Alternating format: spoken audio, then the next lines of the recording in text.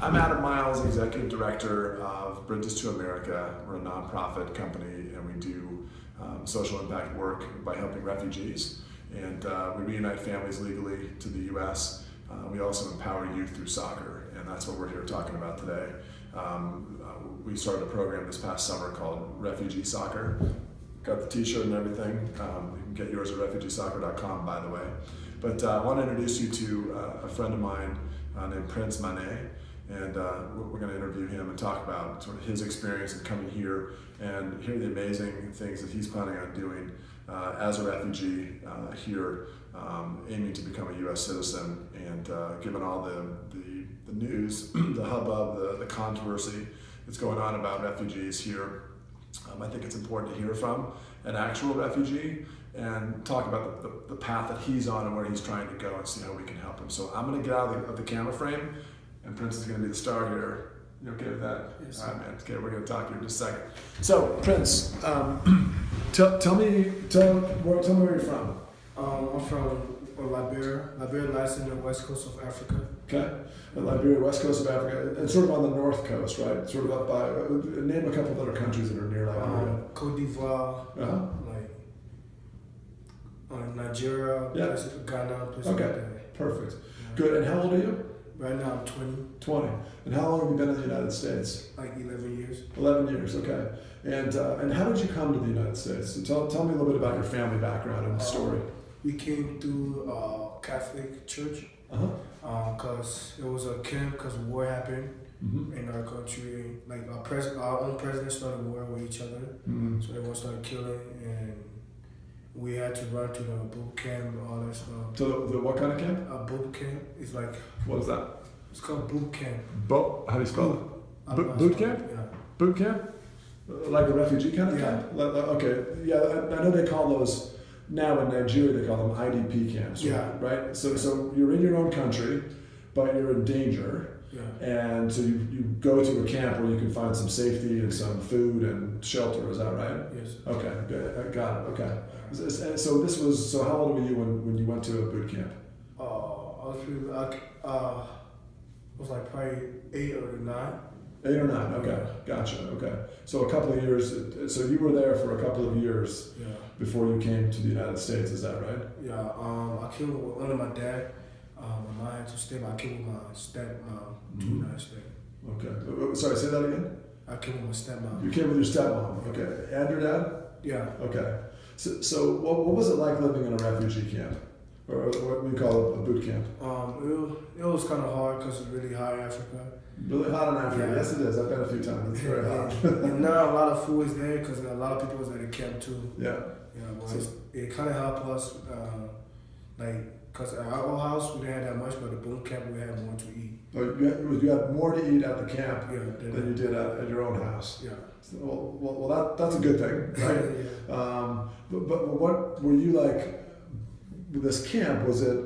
Could you come and go to the camp, or was it there was like a big fence and security, or what was that like? And like before you get accepted to the camp, like they ask you questions. They ask you like why you want to go and how many people you taking. Stuff like sometimes people go like 2 times.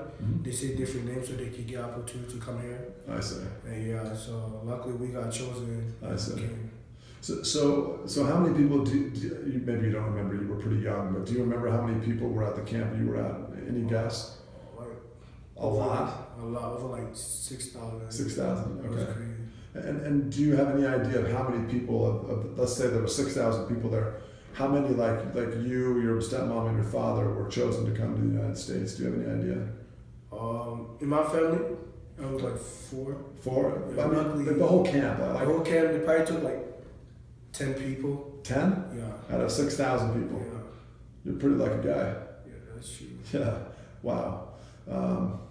Wow, that's amazing. And that's what I've heard is that there's thousands and thousands of people in these camps, but very, very few are actually chosen and meet the criteria and pass the screening and all that and to try and get here. And as you said, sometimes people will try to come to the camps multiple times to try and get chosen.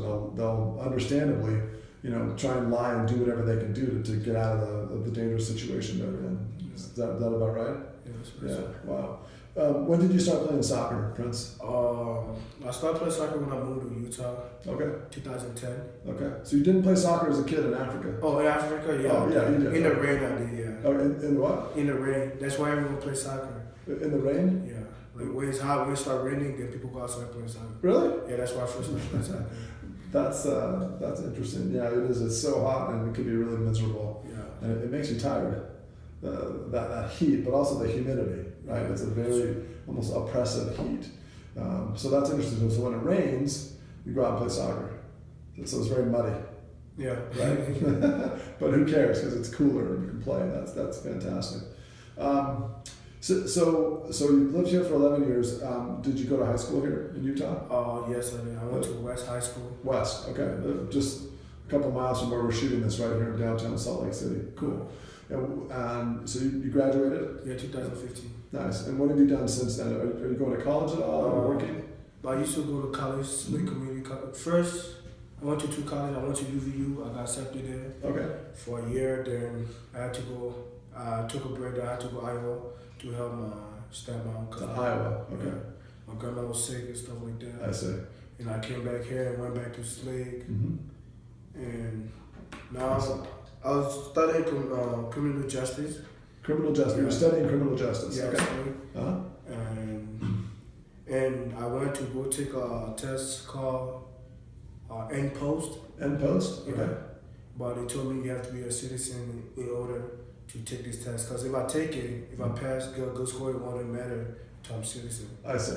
Yeah, so that's why I took a break from college right now. Okay. And got a job at Salt Lake City Airport. Okay. So you work at the airport. Yeah. What do you do out there? We take like food to the plane. Yeah. Okay. Like first class plane. Yeah. Yeah. Cool. Awesome. How often do you work? I'm off 3 days. I work Monday to Thursday. I'm off Friday, Saturday, Sunday. How many hours?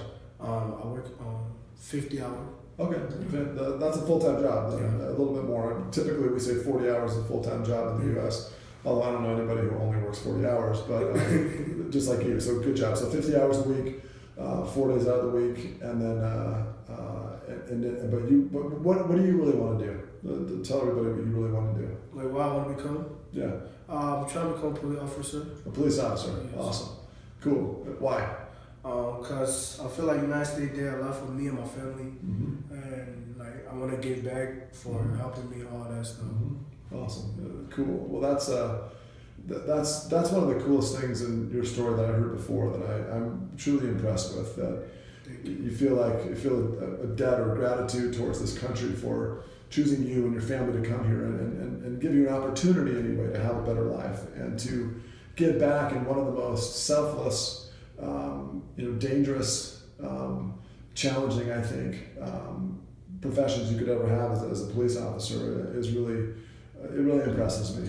And, especially now with the race relations that we have and the African American community, somewhat the refugee community, I think, and the police departments, we've got to figure out a way to bridge those gaps and to increase understanding, right?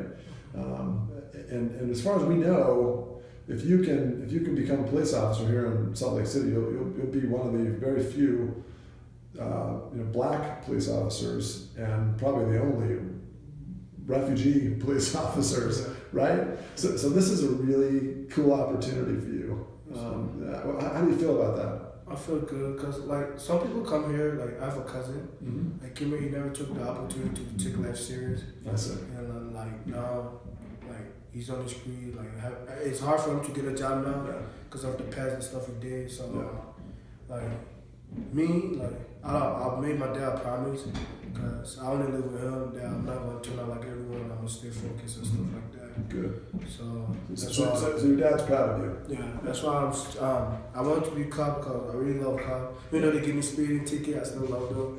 Well, we do have to obey the laws, right? Yeah, that's why. Gotcha. Well, that's fantastic. So just to be clear, and we'll wrap this up here. So you're studying a little bit of criminal justice. You know you want to become a police officer. You have to take the N-Post test. That will enable you to go to the police academy. Is that correct? Yeah. But in order to get in the police academy, you have to be a U.S. citizen. Yes, sir. So you are, just tell us briefly, where are you in the process of becoming a U.S. citizen? You have a green card, right? Yeah, I have a green card. Right now I'm working to save up to apply for my citizenship. How much does that cost again? 600 plus the biotic fee is like $85 or something. What fee? Biotic. Biometric? Yeah. Biometric fee, maybe. Biometric. Yeah, okay. Where they have to like scan your eyeballs, your fingerprints and all. Yeah, okay. So that's about $700 basically. Okay. Interesting. So that's why right now I got a job. Once I get my citizenship, I'm gonna go back to school and stuff like that. Fantastic. So you're saving $700. You told me earlier you may have about $100 towards that at this point. Is that right? Yes. Okay. And then there's just some paperwork and biometric tests that have to be done. Yeah. But the main thing right now is just raising the money to do that, right? Yes, sir. And then once you become a U.S. citizen, then you'll take the NPOST test. Yeah. And then you were telling me great news earlier that if all that goes well, then FAFSA or financial aid will cover your tuition for the police academy. Is that right? Yes, sir. Cool. Well, that's fantastic. So if everything goes well, if we can in the next couple of months, I mean, you're working hard. How long do you think it'll take you to raise the extra $600 or so you need? Probably 2 months. 2 months. Okay. Cool. So a couple months to raise that, and then how long does the citizenship process take once you've paid? Do you know? Probably it will take 1 month or 2. It depends if you keep checking on me. Yeah. Okay. Yeah. Do you think that the current, the new president, the new administration will make that more difficult? Maybe won't change it. Do you have any idea as far as you going through the process of becoming a citizen? Oh no, he's I've been here for a while, so and my dad's already a citizen too. Okay, your dad's a citizen. Yeah, Good. make it easier for me. Okay, got it. Cool.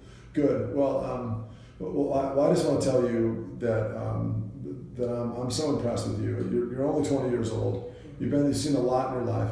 You fled war in your country as a little kid, 8, 9 years old. You've clearly been a serious young man when you've been here. You went to school, graduated. You're working hard. You're not asking anything from anybody necessarily to help you. But is there anything you want to say just as we close on this video? We have a lot of fans, a lot of supporters of refugee soccer that are out there. Anything that you'd like to say? Just a message to America, basically. I want to say thank you to Adam Miles. Not me. You're the one that inspired me because every time I've been in Utah, I never saw a person, especially like you, because no black guy is gonna do that, but you're doing it. So a white guy, you mean? Yeah, that's fair. Yeah, that's fair. But that take a heart to do that.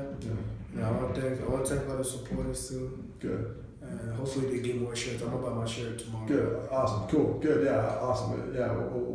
That'll be fun. We'll take care of that. And I just want to thank you you inspire me, and I think you inspire the people watching this video as well. This is life is hard, and we all have our different backgrounds that we come from, and you've shown me an example of taking a hard situation and fighting through that by being disciplined and working your butt off, working hard, and trying to become something great. And I have no doubt. What is this? February, right? February 3rd today.